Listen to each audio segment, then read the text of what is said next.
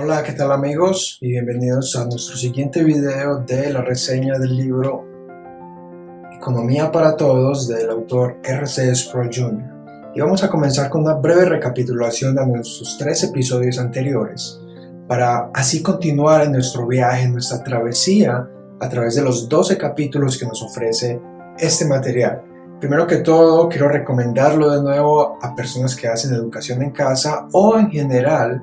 Si sus hijos están en el colegio, si tienen 10 años de edad en adelante, lo recomiendo. Es muy edificante, muy educativo, porque no solo muestra los principios desde la perspectiva global, a nivel económico, a nivel gubernamental, en cuanto a la educación, entre otras cosas, sino que también lo muestra con ejemplos extraídos directamente de la Biblia. De nuevo, la Biblia no es un manual de economía, pero se puede esperar que, ya que es un libro inspirado por Dios mismo, es permeado, o mejor dicho, manifiesta y refleja ejemplos del mundo en que vivimos. Eso nos enseña de que estamos creados para vivir en un mundo material y Dios quiere que seamos capaces de discernir y captar esas verdades. Recordemos que en el primer capítulo se nos titula que Dios creó la economía. Esto es una aseveración muy seria. Y bien, Dios es el iniciador, el que ejecuta la creación del universo, de la tierra. Es el primer trabajador. Entonces, por eso el primer capítulo titula Dios creó la economía, mayordomía a la imagen de Dios. Un mayordomo es un administrador. Dejamos entonces la frase que nos resume ese capítulo, que el hombre y la mujer fueron puestos en la creación en un mundo físico, en un mundo sagrado, sin pecado, para administrar lo que Dios había creado.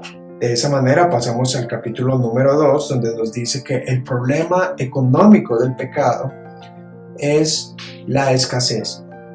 Entonces, el problema que hay en el mundo, o la solución, mejor dicho, al problema de la escasez en el mundo, no es la redistribución.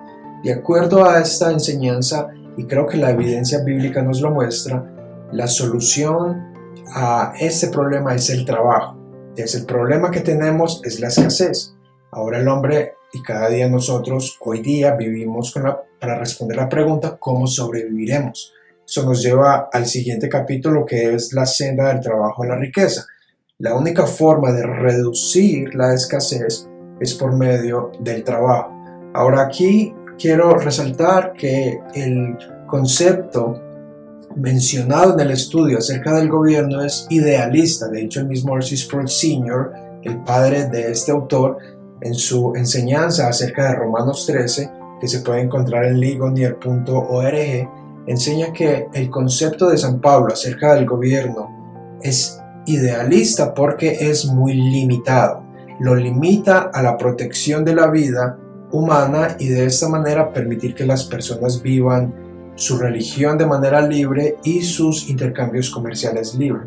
Entonces es obvio que los gobiernos hoy en día están lejos de ser limitados. Es todo lo contrario, cada día tienen menos límites y menos linderos en nuestras vidas y en nuestra sociedad en general. Pero vale la pena resaltar que es importante que haya un gobierno que proteja la vida, que proteja la libertad religiosa y que proteja las libertades de comercio para poder crear riqueza y finalmente contribuir con la expansión del reino de Dios. Hablemos del tema que nos corresponde hoy. Es la lección número 4. Esta lección nos titula La ruta de la escasez a la abundancia, dinero, mercados y comercios. En el anterior nos decía la ruta del trabajo a la riqueza, ahora de la escasez a la abundancia. Es como si el autor viniera de lo general a lo particular. Para reducir la escasez hay que trabajar. Ahora, ¿cómo lo hacemos? Por medio de la creación del dinero, los mercados y el comercio. Tenemos en pantalla una lectura bíblica de Génesis capítulo 41 y de Segundo de Reyes capítulo del 6 al 7. Es muy bueno que usted haga la lectura completa para poder comprender el contexto y ver mucho más allá de lo evidente. En relación a los pasajes bíblicos que el autor elige como la introducción a este capítulo está Génesis 41 y de allí quiero resaltar el versículo número 34. Recordemos el contexto en donde Faraón llama a José para que interprete sus sueños y José finalmente termina aconsejando, no solo aconsejando lo que hacer, sino ejecutando el consejo que él mismo le dio. Eso es lo que le dice: haga esto Faraón y ponga gobernadores sobre el país y quite la tierra de Egipto en los 7 años de la abundancia. Luego le dice que junte toda la provisión y que lo guarden para el mantenimiento durante los buenos años que vienen. Aquí vemos uno de los primeros indicios de lo que son los impuestos. Eventualmente Moisés, quien es el mismo autor de Génesis, utilizaría, o mejor dicho, está dando una especie de teaser o una pequeña demostración de lo que será más adelante cuando el pueblo de Dios tenga sus leyes acerca de los impuestos. Y el otro pasaje, la razón por la que creo que es importante leer todo el pasaje y quiero resaltar aquí algunos aspectos interesantes, es porque nos van a hablar de lo que es la oferta y la demanda junto con el poder adquisitivo. De nuevo, recordemos en el capítulo anterior que el autor nos dice no es cuánto dinero tengamos, sino qué tanto podemos hacer con ese dinero. Entonces, Segundo de Reyes 6:20 nos dice: debido a esto hubo mucha hambre en Samaria, tanto que la cabeza de un burro se vendía en 80 monedas de plata y un cuarto de litro de estiércol de paloma se vendía en 5 monedas de plata. Esto sucede, de nuevo, para dar contexto, durante el periodo del profeta Elías. Allí podemos ver cómo los precios suben cuando hay poca producción. En este caso, la cabeza de un burro que tiene poquita carne costaba 80 monedas de plata. Nuestras monedas ni siquiera son de plata ni de oro, son de cobre. Ahora imagínese tener 80 monedas de plata y pagar la cabeza de un burro. Y no solo eso, un cuarto de litro de estiércol de paloma por 5 monedas de plata. ¿Para qué lo utilizaban? Bien, el estiércol de paloma lo utilizaban como gasolina o como petróleo para encenderlo y así calentar la carne y asar la carne que tenían.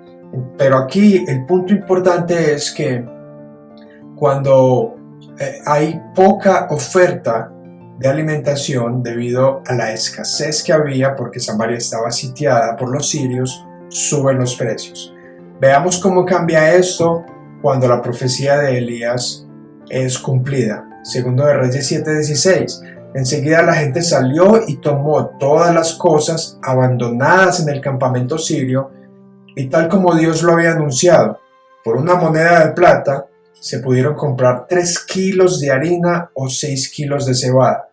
Ahora, gracias a que las personas lograron saquear la ciudad de los sirios y todos los mercados, había ahora más abundancia de producto, y como había más oferta, entonces los precios bajaron. Ahora, con una sola moneda ya no necesitaban ni siquiera comprar el estiércol para calentar la poca carne que había en la cabeza de un burro. Ahora, con una sola moneda podían comprar 3 kilos de harina y 6 kilos de cebada para hacer el pan. Es decir, que la calidad de la alimentación y de la vida también aumenta. Esa breve introducción a los principios económicos que se pueden extraer de estos dos pasajes bíblicos, vamos a ver los objetivos. Los objetivos nos ofrece el autor aquí son entender el diseño económico de Dios para el libre mercado y el comercio. Ahora, la expresión libre mercado o mercado libre o libre empresa son expresiones equivalentes. Hace muchos años eso era lo que significaba capitalismo, pero la expresión capitalismo el día de hoy está muy contaminada por un pensamiento de abuso, de excesos, entre muchas otras cosas. Pero la expresión libre mercado es muy utilizada por el autor y es lo que aparentemente la Biblia nos muestra Dios ha diseñado para reducir así la escasez en medio de este mundo en que vivimos, y ya vamos a ver cómo se conectan estas ideas. Ahora, ver cómo el dinero y los precios trabajan juntos para reflejar valor, reconocer las leyes de oferta y demanda y la utilidad marginal en la sociedad. Vemos que son leyes, el mundo ha sido creado con leyes, así como al principio se puntualizó las leyes de las matemáticas, la geometría, los elementos abstractos, también hay leyes económicas. Ahora, el autor hace la pregunta, ¿cuánto producir? Para reducir la pobreza, crear abundancia, crear riqueza y trabajar, especializarse en cada una de las labores, como vimos en el trabajo magno que requirió el tabernáculo y el templo de Salomón. ¿Cuánto producir? Bueno, es muy sencillo. Mejor dicho, ¿quién decide cuánto se produce de algo? ¿Quién decide cuántas escuelas construir? ¿Quién decide cuántas manzanas vender? ¿Quién decide cuántas tarros de salsa producir al día, al mes, al año? ¿Quién decide cuántos automóviles producir? Entre muchas cosas. ¿Quién decide cuánta gasolina producir? Es muy simple. Las decisiones económicas son tomadas por las personas. Las personas son las que deciden de acuerdo a sus necesidades y deseos, de acuerdo a su capacidad de poder adquisitivo. En referencia a lo que Adam Smith, el autor ya citado, llama como la mano invisible. La mano invisible es simplemente los millones de personas, hombres, mujeres y niños, decidiendo a cada segundo en todo el mundo qué comprar, qué no comprar, qué desean y qué necesitan. Es gracias a las necesidades y a los deseos y a la cooperación entre un productor y un consumidor que se crea el mercado.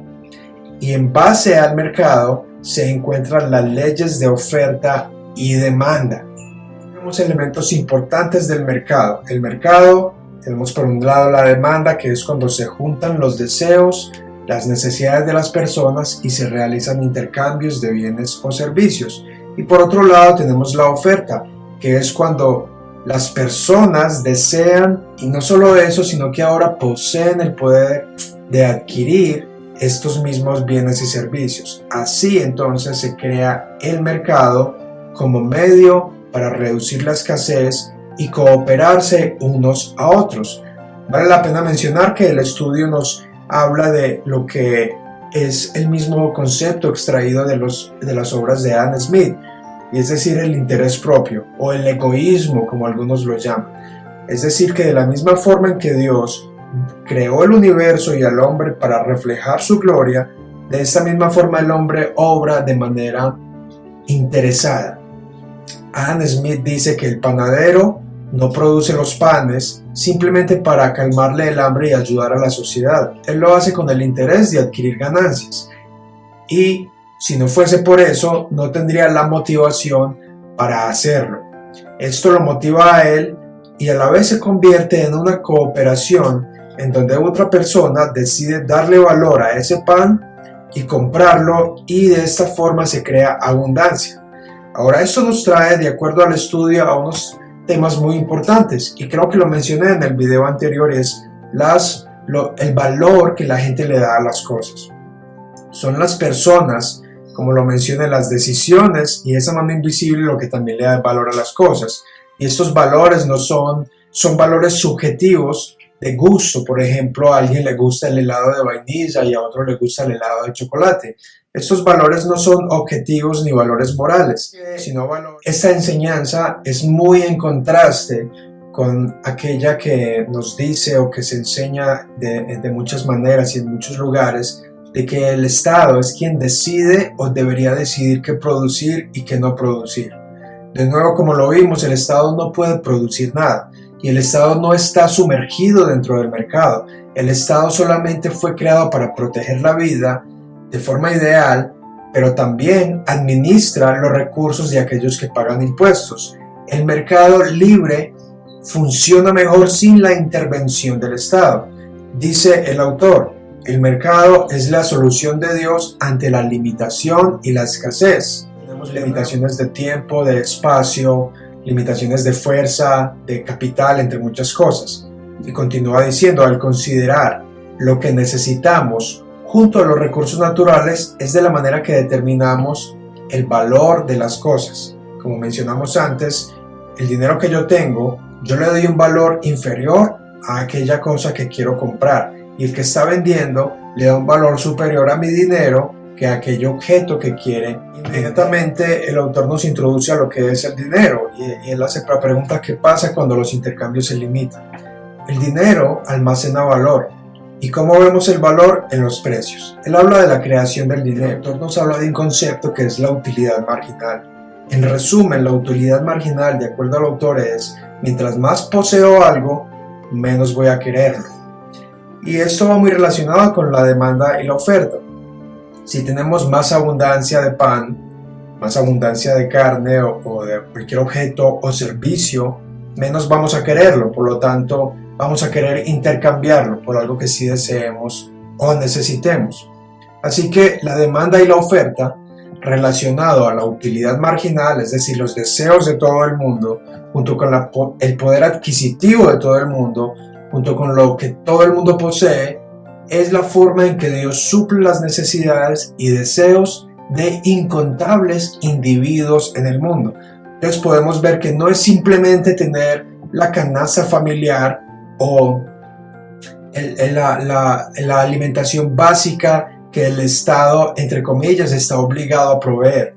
Es más bien la libertad de que usted y yo, por medio de nuestros deseos y necesidades y nuestra capacidad adquisitiva, nuestras habilidades para trabajar. Una cita de Adam Smith que está aquí en el libro, que nos dice: cuando los bienes y servicios son abundantes y menos costosos, entonces el poder adquisitivo incrementa. El capítulo nos ofrece al final preguntas de discusión, selección múltiple, respuestas para repasar. Esto es solo un brochazo, un abrebocas a este capítulo.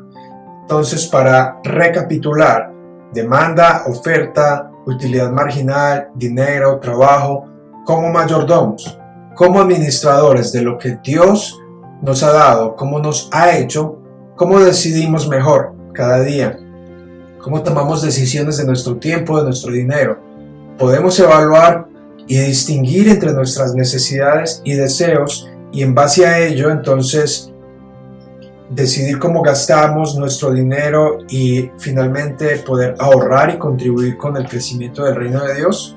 Podemos cuestionar también los sistemas económicos en donde no hay libre mercado, hay menos poder adquisitivo y en consecuencia menos abundancia de bienes y servicios. En otras palabras, países, naciones y sociedades que van en contra o no existe el mercado libre son países donde hay más abundancia de escasez. Y la consecuencia del pecado, la escasez, es lo que Dios nos llama a mitigar por medio del libre mercado y el trabajo hecho para su gloria. Espero que te haya gustado este video. Dale clic aquí por si quieres ver los episodios anteriores. Suscríbete, dale me gusta, compártelo con tus amigos y recuerda que en nuestro canal estamos hablando de cosmovisión, de principios bíblicos para comprender el mundo en que vivimos y cómo vivir mejor en él. Saludos.